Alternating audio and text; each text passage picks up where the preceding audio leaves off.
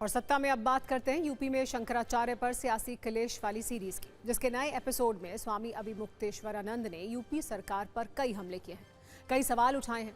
मतलब ये कि स्वामी अभिमुक्तेश्वरानंद सरस्वती सीएम योगी पर लगातार हमलावर हैं। आज वाराणसी में प्रेस कॉन्फ्रेंस कर उन्होंने कई आरोप लगाए और संत समाज से एकजुट होने की अपील भी की। सीएम योगी को चुनौती देते हुए स्वामी अभिमुक्तेश्वरानंद ने कहा है कि कालनेमी वाला कटाक्ष करने वाले सीएम योगी ये साबित करें कि वो असली हिंदू हैं या वेशधारी हैं। वहीं 11 मार्च को लखनऊ में संत समाज के जुटने का उन्होंने आह्वान किया है। सवाल यही है कि स्वामी अभिमुक्तेश्वरानंद यूपी सरकार के लिए कितनी बड़ी चुनौती पेश कर पाएंगे। इससे भी बड़ी बात यह है कि ये कलेश अब कहां जाकर रुकेगा, कब खत्म होगा, इसमें और कितने ट्विस्ट अभी आने बाकी हैं। यूपी में शंकराचार्य वाले कलेश की गंभीरता और बीजेपी की मुश्किलों को स्वामी अभिमुक्तेश्वरानंद के आक्रामक आरोपों और तेवर से आप समझिए। आज उन्होंने सीएम योगी का नाम लेते हुए नई जंग की घोषणा कर दी। संत समाज को एकजुट होने के लिए लोकेशन और तारीख का ऐलान भी कर दिया। 10 बड़ी बातों से समझिए स्वामी अभिमुक्तेश्वरानंद कैसे इस मुद्दे पर योगी सरकार को घेर रहे हैं। उन्होंने कहा कि यूपी के दोनों डिप्टी सीएम बीजेपी की क्षति को बचाने का प्रयास कर रहे हैं। ये कार्रवाई करने में समर्थ नहीं है, उनके पास पावर नहीं है, वो दोहरे दबाव में है। सीएम योगी पर कटाक्ष करते हुए कहा कि मठाधीश महाराज हट पर उतारू हैं। कालनेमी कौन है, इसका स्पष्टीकरण नहीं दिया गया है। अब कालनेमी को पहचानने की जिम्मेदारी उन लोगों पर है। ऐसे में सीएम योगी असली हिंदू हैं या फिर छल, वेशधारी और ढोंगी आचरण के हैं, ये साबित करना है। ये भी कहा कि आचरण और वेश देखा गया तो उनका वेश अमंगल प्रतीत हुआ। सीएम योगी ने खुद विधानसभा में खड़े होकर झूठ बोला। उन्हें सदन में नहीं बल्कि जनता के बीच आकर अपनी बात रखनी चाहिए। यूपी में शंकराचार्य वाले विवाद में पहले दिन से यूपी सरकार सवालों के घेरे में है। नए आरोपों के बाद अब सियासी शोले भी भड़क रहे हैं। आप सुनिए स्वामी अभिमुक्तेश्वरानंद ने और क्या आरोप लगाए हैं।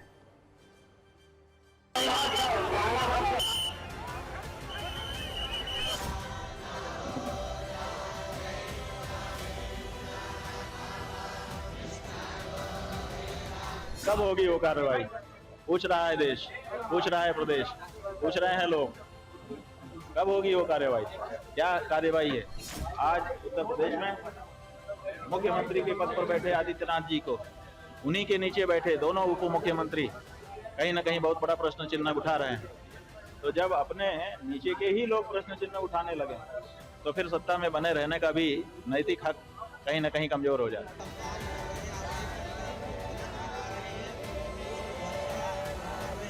हम उनसे यही पूछना चाहते हैं, तो फिर आपकी पार्टी में बटकों का अपमान करने वाले लोग कैसे रहते हैं? आप उनको भी तो हटाइए। देखिए, घर में आप खूब रंगोली बनाइए, लेकिन पहले झाड़ू लगा करके कचरा तो बाहर निकाल दीजिए।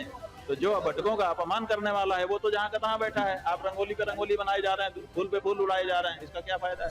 अभी तक योगी आदित्यनाथ की ओर से अपने असली हिंदू होने का कोई प्रमाण देते या उसकी तैयारी करते हुए वो दिखाई नहीं दिए हैं।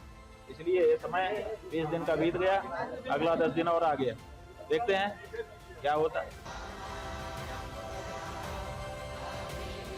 ऐसा है कि जनता की अपनी भावना है और जनता समझ रही है कि मुख्यमंत्री जी ने बहुत गलत काम किया है। ऐसे में पार्टी को बचाए रखना पार्टी वालों के लिए मुश्किल होने लग गया है। जगह जगह से उनसे सवाल किए जा रहे हैं। हम किसी को निशाना नहीं बना रहे हैं। जो अपने आचरण से खुद निशाना बन चुका है उसी की बात करो। हम कोई टारगेट करने वाले नहीं हैं। हाँ, इसलिए हमने किसी को निशाना नहीं बनाया है। अपने आचरण से जो स्वयं निशाना बन चुका है वो अपनी करनी खुद जाने। ये लड़ाई सिर्फ शंकराचार्य वाली अब नहीं रह गई है। इसमें असली हिंदू और नकली हिंदू वाली चिंगारियां हैं। इसे आप स्वामी अभिमुक्तेश्वरानंद के और भी बड़े आरोपों से समझिए। आज उन्होंने योगी सरकार की तुलना पश्चिम बंगाल की ममता सरकार से की। उन्होंने कहा कि गोरक्षा में ममता सरकार योगी सरकार से अच्छा काम कर रही है। एक आंकड़ा देते हुए उन्होंने बताया कि 2019 से 2024 के बीच पश्चिम बंगाल में गाय की संख्या 15% बढ़ी है। 2019 से 2024 के बीच यूपी में गाय की संख्या 4% से ज्यादा घटी है।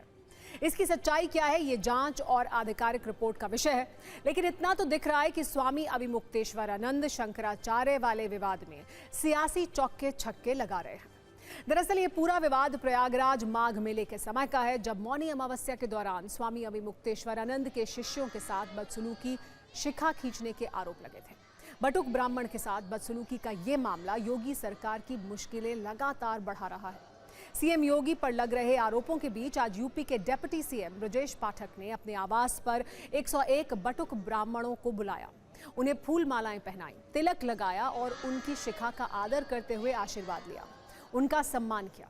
सिर्फ 120 सेकंड की न्यूज रील में देखिए यूपी में शंकराचार्य वाले विवाद में क्या क्या हो रहा है।